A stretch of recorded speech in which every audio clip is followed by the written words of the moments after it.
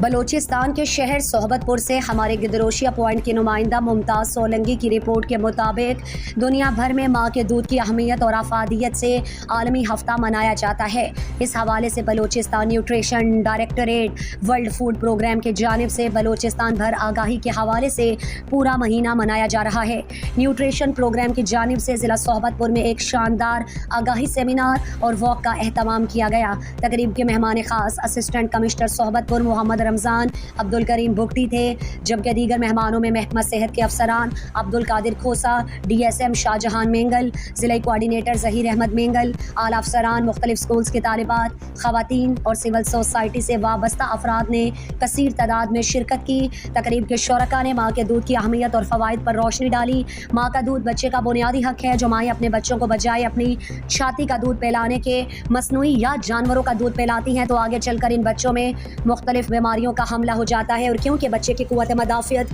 کمزور ہوتی ہے، اس لیے مائیں اپنے بچوں کو 2 سال تک اپنا دودھ پلا کر بچوں کو ان کا جو بنیادی حق دینے کے ساتھ ساتھ ان کو صحت مند بنانے میں اپنا اہم کردار ادا کریں۔ بعد ازاں آگاہی واک کا اہتمام بھی کیا گیا، جس میں طالبات، افسران اور خواتین نے بڑی تعداد میں شرکت کی۔ مزید دلچسپ معلومات اور خبروں سے آگاہ ہونے کے لیے Gedrosia point Facebook page, Instagram, Twitter کو فالو اور یوٹیوب چینل کو سبسکرائب کریں۔ بیل آئیکن بٹن دبانا نہ بھولیں